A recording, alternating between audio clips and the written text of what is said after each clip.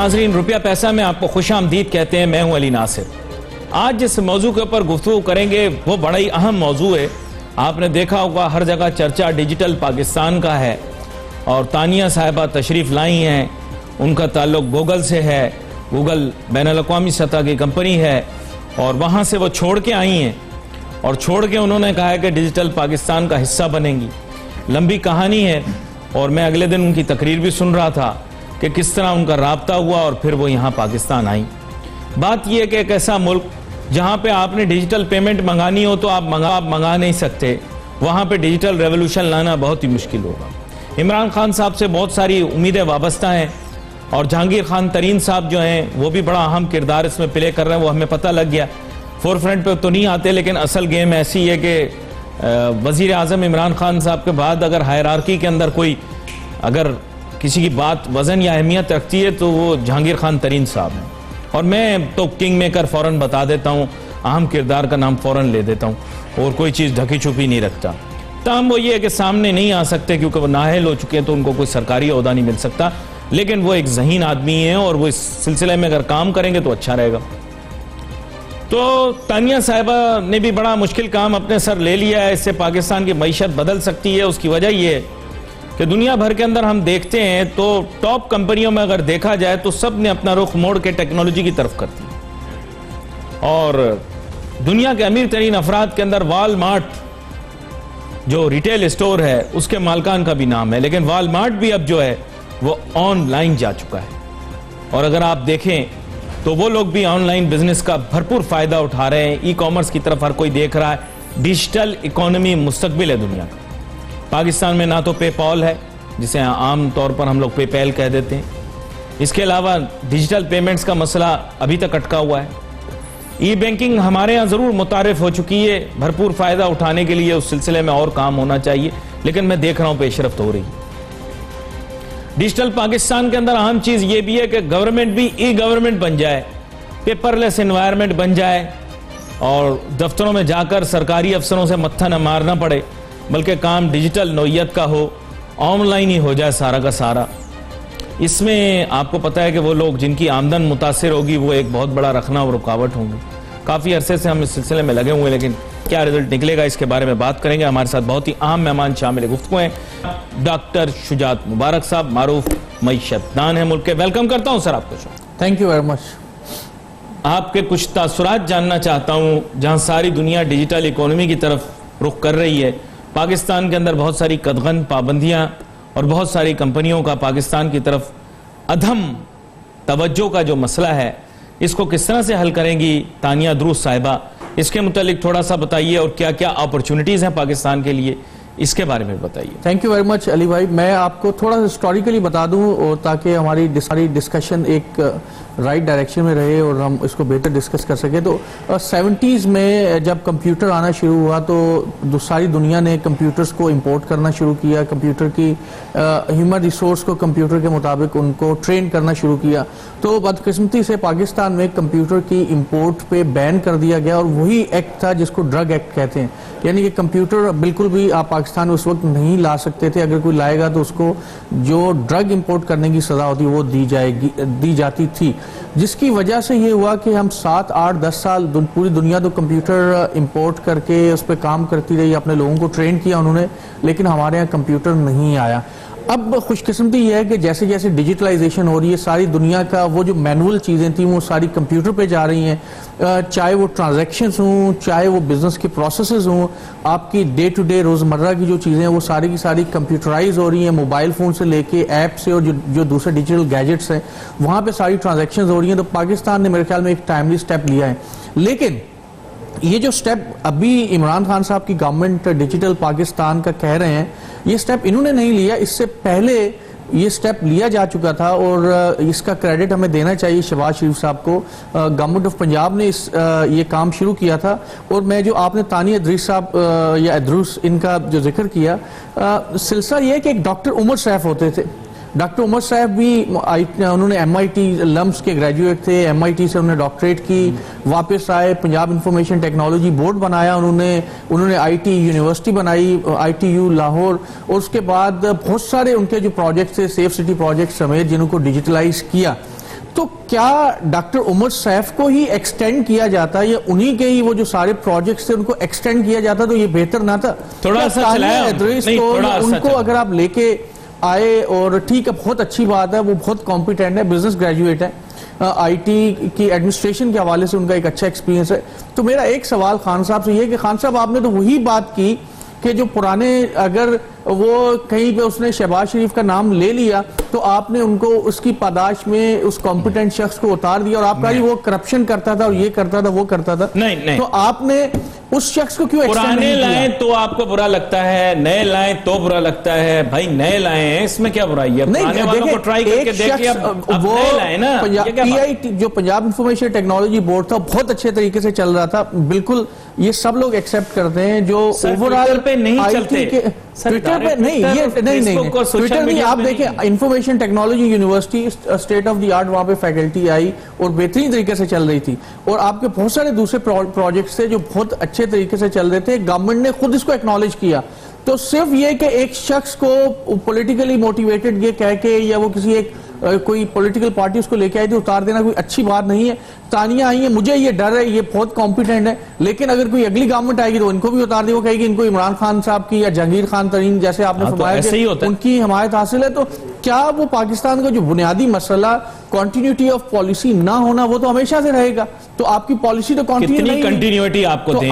وزیر اطلاعات وہی ہیں, وزیر اطلاعات وہی ہیں جو ماضی کی حکومتوں میں تھیں, اب میرا یہ وزیر خزانہ وہی ہیں. اصل میرا سوال بھی یہ ہے نا کہ دیکھیں وہ سارے وہ لوگ آپ کو کنٹینیوٹی اور کیا چاہیے, جب آپ کے الائی بن گئے تو آپ نے ان کو کنٹینیو کر دیا, تو جو ٹیکنوکریٹس تھے جو ٹیکنیکل لوگ تھے جن کو ریئلی کنٹینیو کروانا چاہیے تھا آپ نے ان کو اٹھا کے باہر پھینک دیا, کیونکہ وہ ان کے وزیر خارجہ ایسے نہیں ہیں. ماضی کے وزیر خارجہ شاہ محمود قریشی نہیں, وہ اب پی ٹی آئی کے ہو گئے, کس کے ہو گئے, انسان تو پھر انسان ہی ہے.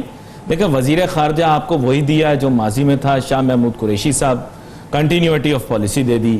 وزیر خزانہ آپ کو وہی دیا, وزیر خزانہ آپ کو وہی دیا ڈاکٹر عبدالحفیظ شیخ صاحب 2 دفعہ پہلے آپ کو دے دیا وزیر بنا کر اس کو دوبارہ سے. وزیر اطلاعات بھی آپ کو وہی دی جو پہلے کی حکومتوں میں تھیں, فردوس عاشق امان صاحبہ. کچھ اچھے لوگ بھی وہی دے دیتے نا. آپ کا کہنے کا مطلب یہ ہے کہ یہ برے لوگ ہیں. نہیں میں برے لوگ نہیں کہہ رہا, کچھ کمپیٹنٹ لوگ بھی کہہ دیتے. یہ تو عوام آپ یہاں پہ پول کروا لیے, لوگ پتہ چل جائے گا. لیکن میں سینٹ کی چیئرمین تھی, کمپیٹنٹ لوگ تھے ان کو آگے کر دیتے, چیئرمین تھی, ان کو دوبارہ سے آپ کے ہاں کابینہ میں شامل کر دیا, کنٹینیوٹی دے دی. آپ بتائیں صحیح کون سا ایسا آدمی ہے جو کہ نہ ہو؟ نہیں دیکھیں یہ تو ہر آدمی ہم نے آپ کو کنٹینیوٹی والا دے دیا. آپ کے حساس اداروں کے ساتھ وابستہ, سویلین حساس اداروں کے ساتھ وابستہ آپ کے موجودہ وزیر داخلہ آپ کو دے دیے, کنٹینیوٹی آ گئی. تو آپ کیا چاہ رہے ہیں؟ اتنی کنٹینیوٹی آپ کیا دیں؟ پوری حکومت وہی دے دوں؟ یہ جو پولیٹیکل الائز ہے نا یہ لوگ آپ کے, میں بات کر رہا ہوں اداروں کی. دیکھیں گورنمنٹ کے آنے جانے سے اداروں کے سربراہ نہیں چینج ہونے چاہیے, چاہے وہ آئی ٹی بورڈ ہو, چاہے وہ اسٹیٹ بینک آف پاکستان ہو, چاہے وہ Security Exchange Commission of Pakistan ہو, یا جو دوسرے انسٹیٹیوشنز ہیں ان کے اداروں کو اپنی ڈیوریشن پوری کریں. اگر وہ کمپیٹنٹ ہیں اور اگر آپ واقعی سمجھتے ہیں اچھا کام کریں تو آپ ان کو ایکسٹینڈ کریں. تو ایسا نہیں ہوتا کہ ایک گورنمنٹ, اب دوسری گورنمنٹ آئے گی وہ دوسرے اداروں کو چینج کر دے گی. تو اداروں کے سربراہوں کو چینج کرنے کے بجائے آپ بجائے اس کے کہ آپ اپنے لوگوں کو لے کے آئیں, انہی کو چلنے دیں جو کمپیٹنٹ لوگ ہیں. پنجاب میں پوری بیوروکریسی کو ابھی خان صاحب کو کیوں انڈو کرنا پڑا؟ وجہ کیا تھی کہ بزدار صاحب نے ساری بیوروکریسی کو کر کے جو بھی بزدار کہیں پہ بھی بیٹھا ہوا تھا اس کو اٹھا کے بیوروکریسی میں ڈال دیا. تو سوال یہ ہے کہ اگر آپ اپنے لوگوں کو اس کے بارے میں بات کریں گے, ہم جب واپس آئیں گے تو وسیم اکرم پلس سے بات کریں گے. لیکن ابھی ہمیں چھوٹی سی بریک لینی ہے, بریک کے بعد واپس آتے ہیں, اپنی گفتگو جاری رکھیں.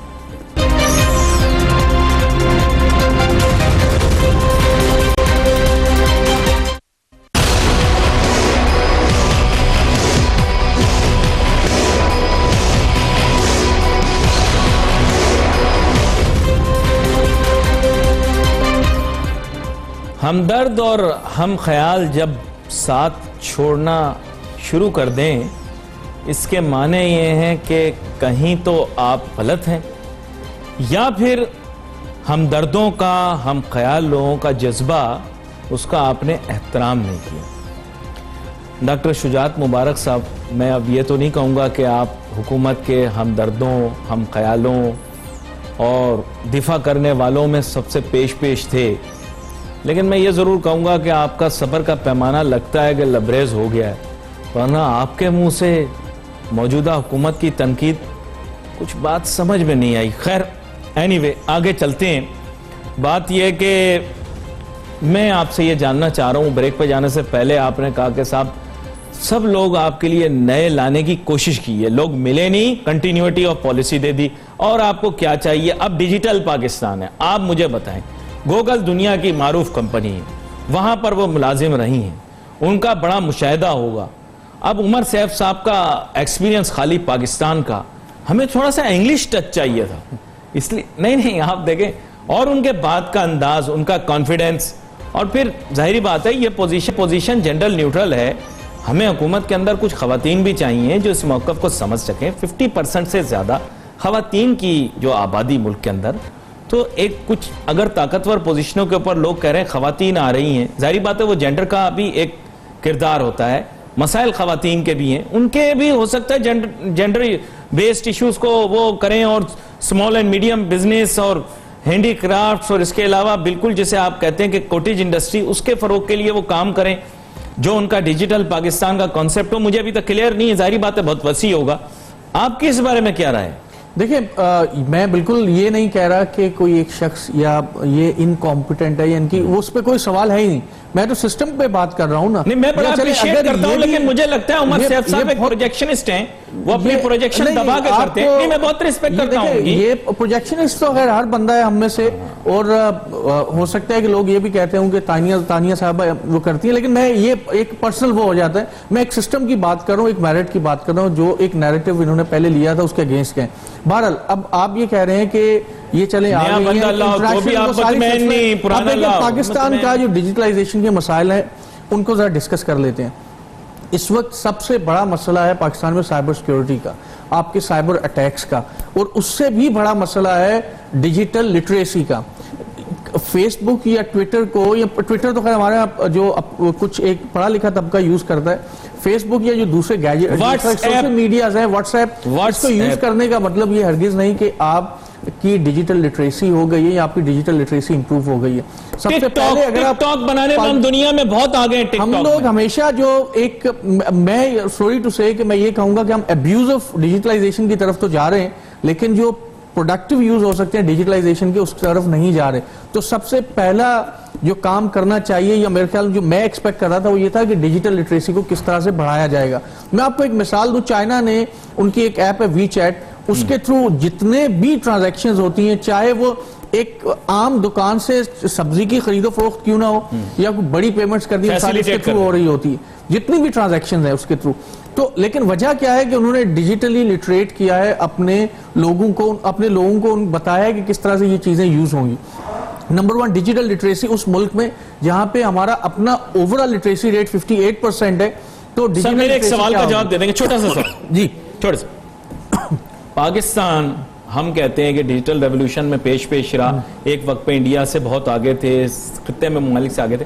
ڈیجیٹل پیمنٹ کیوں نہیں لینے دیتے آپ, تاکہ میڈل کلاس پاکستانی جو ہے وہ آگے بڑھ سکے؟ اس میں کیا خرابی؟ پاکستان کبھی بھی ڈیجیٹلائزیشن میں آگے نہیں رہا, انڈیا ہمیشہ سے آگے تھا. آئی ٹی انڈیا کی اب بھی آگے, ان کی آئی ٹی کی ایکسپورٹ $30-35 بلین کی ہے.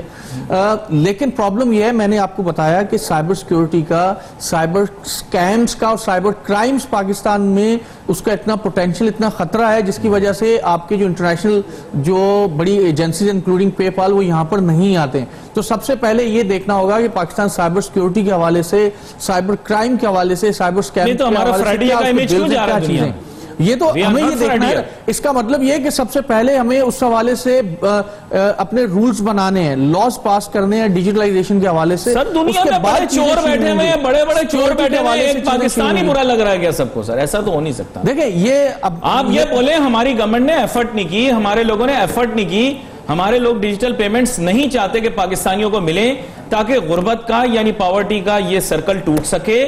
ہمارے ہاں انٹینشنلی, بائی ڈیزائن, بائی سازش, بائی کنسپیرسی عوام کو ڈیجیٹل پیمنٹس لینے سے روکا جا رہا ہے. فیس بک کے اوپر دنیا کی الا بلا بکواس, دنیا جہاں کے سارے غلط کام ہم کر رہے ہیں, سوشل میڈیا پہ ہم کر رہے ہیں, کوئی ہمیں نہیں روک رہا, لیکن ڈیجیٹل پیمنٹ کے اندر ہمیں نہیں لینے دیا. میں آپ کو, ایک سازش ہے ہمارے خلاف, کوئی شخص نہیں روک رہا, میں آپ کو آپ کی یہ پروگرام اس کو کارڈ نہ دیں کہیں پہ، یا آپ کی وہ ہو سکتی ہے پالیسی، لیکن اگر آپ انٹرنیٹ پہ جا کے سرچ کریں پاکستان میں انٹرنیٹ کو یا ڈیجیٹل ٹیکنالوجیز کو سب سے زیادہ کس پرپز کے لیے یوز کیا جاتا ہے آپ کو پتا چل گیا. یہ لوگوں کو پتا چل گیا. وجہ یہ ہے کہ عوام کو کہہ تو نہیں رہا نا، ہمیں خود یوز کرنا ہے. تو پرابلم یہ ہے کہ جو انٹرنیشنل کمپنیز ہیں ان کو اپنے انٹرسٹ عزیز ہوتے ہیں. جب تک آپ کے ڈیجیٹل اور سائبر لاز پراپر نہیں بنیں گے، ان کی امپلیمنٹیشن نہیں ہوگی، دنیا کے لوگ یہاں پر نہیں آئیں گے. اسی لیے آپ کی one of the reason Pakistan کو FATF میں ڈالا گیا تھا، وہ وجہ یہی تھی کہ ہماری جو ڈیجیٹل ٹرانزیکشنز ہیں اس پہ وہ گرے ایریاز میں تھی. تو جب تک ہمارے کام کر رہا ہے چیزیں وہ امپروو نہیں ہوگی، آپ کے لیے بڑے ایشوز آئیں گے. ارے سر فری لانسر کام کر رہے ہیں، بچے ہیں، نوجوان بے روزگار ہیں، ان کو روزگار مل جائے گا. کچھ لکھ لیں گے، پڑھ لیں گے، گرافک ڈیزائننگ کر لیں گے، کسی کے لیے تحقیق کر لیں گے، کوئی سروے کمپلیٹ. اب بھی بہت مشکل ہوتا ہے نا سر، آپ کو پتا تو ہے. لوگ یہاں پہ ایکڈیمک کانفرنس کرتے ہیں، اس کی پیمنٹ آتی ہے تو بس مسئلہ پڑ جاتا ہے. سر کیا بات آپ یہ دیکھیں کہ انٹرنیشنلی پرابلم یہ ہے کہ وہ ممالک جو کہ جہاں پہ سائبر لاز بہت زیادہ ایفیکٹو نہیں ہے، وہاں پہ نہیں بنے ہوئے، آپ ڈیجیٹل سائبر کرائمز آپ دیکھیں گے بہت زیادہ ہیں، جس کی وجہ سے جو دوسری کمپنی ہے وہ گھبراتی. میں اس کو کبھی بھی ان کی میں ایڈوکیسی نہیں کر رہا، لیکن میں آپ کو ان کا پوائنٹ آف ویو دے رہا ہوں. بہرحال میں بات کرتے ہیں، ہم اس کو میکرو لیول پہ ڈسکس کرتے ہیں کہ جو ڈیجیٹلائزیشن کی ایفرٹس ہیں کیا یہ واقعی فروٹفل ہوں گی اور کرنا کیا چاہیے. ابھی تک میں سچی بات یہ بتاؤں کہ بہت سارے لوگ یہ ایکسپیکٹ کر رہے تھے کہ تانیہ صاحبہ ایک کمپریہنسو پلان بتائیں گی کہ یہ ہمیں کرنا ہے. وہ کہہ رہی ہیں ہمیں بہت کچھ کرنا ہے، بہت کچھ کرنا ہے، یہ ایک پہلا پروجیکٹ. وہ بہت کچھ کیا ہے، وہ آپ کو عمر سے اچھے لگ رہے ہیں، یہ کیوں بری لگ رہی ہے؟ یہ کیا بات ہوئی؟ ماشاءاللہ بالکل میں وہ بری اچھی کی بات نہیں ہے. میں کہہ رہا ہوں کہ آپ کے پلانز کیا ہیں، وہ تو عوام کے ساتھ یا ایٹ لیسٹ لوگوں کے ساتھ شیئر کرنا کہ آپ ہمیں فرسٹ روڈ میپ بتائیں. یہ ہمیں فار ایگزامپل ڈیجیٹلائزیشن ریکارڈ کی کرنی ہے، گورنمنٹ کی کرنی ہے، کب کرنی ہے، کیسے کریں گے. اتنا براڈ بیسڈ ہے کہ آپ کو نہیں ملے گا. جیسے سی پیک کے نقشے آپ کو نہیں ملے، جیسے آپ کو 5 ملین گھروں کا، جس طرح 5 ملین گھروں کا آپ کو روڈ میپ نہیں ملا، سوری ہم لوگ آپ کو ڈیجیٹل پاکستان کا روڈ میپ نہیں دے سکتے. یہ بہت براڈ بیسڈ چیز ہوتی ہے، اس کے اندر کوئی نقشہ نہیں دیا جا سکتا. دیکھیں یہ اگر آپ ایک عام آدمی تو شاید اس کو ایکسپٹ کر لے، لیکن ڈیجیٹلائزیشن یا جو بھی پروجیکٹس ہوتا ہے اس کے پراپر کمپریہنسو آبجیکٹیوز ہوتے ہیں، مقاصد ہوتے ہیں، ذرائع ہوتے ہیں، ریسورسز کس طرح اس کو ایگزیکیوٹ کیا جاتا ہے. اگر یہ ایک ڈیجیٹل پاکستان کا پروجیکٹ ہے، اس پروجیکٹ کے کیا مقاصد ہیں وہ آؤٹ لائن ہونے چاہیے، کلیئر ہونے چاہیے. ان کی کیا ڈیڈ لائنز ہیں، کیا ریسورسز ہیں، کیا ڈیلیوریبلز ہیں، کب وہ کک سٹارٹ ہوں گے پروجیکٹس. یہ پورا آئے تو صحیح، سامنے تو آئے. یہ کہہ دینا انیشیٹو بہت اچھا ہے، انیشیٹو بہت اچھا ہے. مجھے یہ ڈر ہے کہ جب تک یہ چیزیں فائنلائز ہوں گی، کوئی اور شخص جو ہے نا وہ آ جائے گا اور تانیہ کی جگہ پہ کوئی ثانیہ ادریس یا کوئی اور XYZ جو بندہ آ جائے گا. آپ کا کہنے کا مطلب یہ ہے کہ حکومت یہ جائیں گی تو تب نہیں، اگر حکومت اچھا چلیں. میں بہرحال میں وہی بتا رہا ہوں نا کہ جب برا وقت آتا ہے تو ناظرین سایہ بھی ساتھ چھوڑ جاتا ہے. تو حالات بدل رہے ہیں. میں لوگوں کا مزاج پڑھ کے کہہ سکتا ہوں کہ بھائی اگر آپ لوگ دیکھ رہے ہیں اسلام آباد کے اندر، اور بالخصوص اگر سیاستدان دیکھ رہے ہیں، تو میں انہیں بتاتا چلوں کہ سر ہوا کا رخ بدل رہا ہے. لوگ اب آپ سے مانگیں گے روڈ میپس، مانگیں گے آپ سے ریزلٹ شیٹ، مانگیں گے آپ سے چارٹ، مانگیں گے کہ آپ کی پرفارمنس کیسی رہی ہے. اور اب کوئی نیا پروگرام اگر آپ انٹروڈیوس کریں گے تو جیسے کہا ڈاکٹر شجاعت مبارک صاحب نے کہ عام آدمی تو شاید چیز کو فیس ویلیو پہ لے لے گا، جو زیادہ تر ہمارے ہاں لوگ پڑھے لکھے طبقے سے تعلق رکھیں گے وہ آپ سے روڈ میپ بھی مانگیں گے. So let's start doing some work on that. Let's take a short break.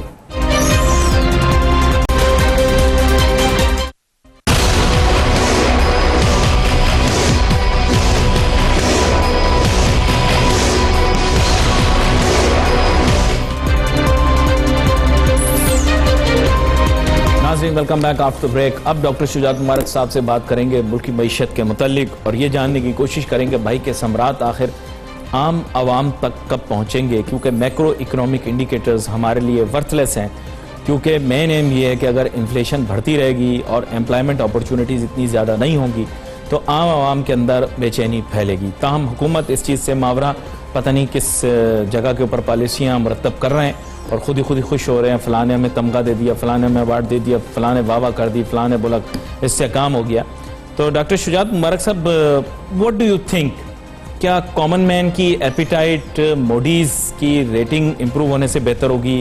کیا کامن مین کی جو ایپیٹائٹ یا انسیشیبل تھرسٹ جو ہے وہ کسی طرح کور ہوگی اس سے کہ جی ورلڈ بینک، IMF یا ADB ہمیں کتنے لون دے رہا ہے، یا پھر ہمیں فوکس کرنا پڑے گا انفلیشن اور امپلائمنٹ کے اوپر؟ دیکھیں میکرو اکنامک انڈیکیٹرز جو کہ بہتر ہوئے اس میں تو کوئی شک نہیں ہے. ٹریڈ ڈیفیسٹ کم ہوا، دوسرے انڈیکیٹرز بہتر ہوئے ہیں، اور ساتھ میں انٹرنیشنل ایجنسیز نے بھی ہمیں بہتر ریٹ کیا. لیکن سوال یہ پیدا ہوتا ہے کہ کیا اگر موڈیز یا اسٹینڈرڈ اینڈ پور پاکستان کو ریٹ کرتا ہے اور ہماری ریٹنگ اچھی کرتا ہے تو اس کی بنیاد کیا ہوتی ہے، اور کیا وہ اس بیسس پہ کرتا ہے کہ عوام کو ڈیلیور ہو رہا ہے یا نہیں ہو رہا؟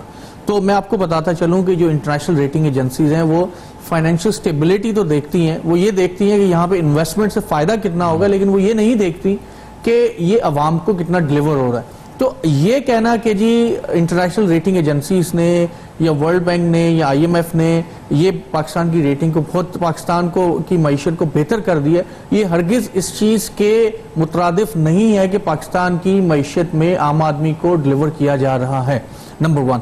اچھا آپ سے پوچھوں کیونکہ آپ پولیٹیکل اکانومسٹ بھی ہیں جی، اس کو اگر میں ٹرانسلیٹ کروں تو میں کیا یہ کہہ سکتا ہوں کہ all these improvements by international organizations standards does not translate into votes or popularity or public. Exactly, آپ صحیح کہہ سکتے ہیں to some extent. وجہ آپ نے جو بات کی بڑی آپ نے ایک سم اپ کرنے کی کوشش کی، وہ اس لیے کہ جو انٹرنیشنل ریٹنگز ہوتی ہیں یہ میکرو اکنامک انڈیکیٹرز کی بیسس پہ ہوتی ہیں، عوام کو ڈیلیور کرنے کی بیسس پہ نہیں ہے. عوام ووٹ اس وقت دیں گے جب آپ عوام کو ڈیلیور کریں گے. تو آپ کہہ سکتے ہیں کہ انٹرنیشنل جو ریٹنگز ہیں یہ شاید آپ کی پاپولیرٹی کو ریپرزینٹ نہیں کرتی ہیں، لیکن انفارچونیٹلی ہو یہ رہا ہے کہ جو گورنمنٹ کے سپوکس پرسنز، گورنمنٹ کے منسٹرز ان تمام ریٹنگز کو، یہ تمام جو S&P نے دی ہیں یا جو دوسری ایجنسیز نے دی ہیں، وہ اس کو اس طرح سے ریلیٹ کر رہے ہیں کہ ہم نے عام آدمی کے لیے پتہ نہیں کون سا تیر مار دیے. عام آدمی کے لیے آپ نے کوئی تیر نہیں مارا، آپ نے تو فائنینشیل پوزیشنز کچھ میکرو اکنامک انڈیکیٹرز بہتر کیے ہیں. عام آدمی اس وقت خوش ہوگا جب یہ ڈیلیور کریں گے. اب سوال یہ پیدا ہوتا ہے کہ کیا یہ لانگ ٹرم میں ڈیلیور کرنے جا رہے ہیں یا نہیں جا رہے، کیونکہ ہمیشہ یہ سٹینس دیا جاتا ہے کہ جی پہلے میکرو اکنامک انڈیکیٹرز بہتر ہوتے ہیں، پھر آہستہ آہستہ ٹرکل ڈاؤن ان کا ایفیکٹ نیچے آتا ہے. تو میں آپ کو بتا دوں کہ بڑے امکان اس کے کم لگتے ہیں. وجہ یہ ہے کہ یہ جو بھی چیزیں یہ شارٹ ٹرم بہتری نظر آتی ہے.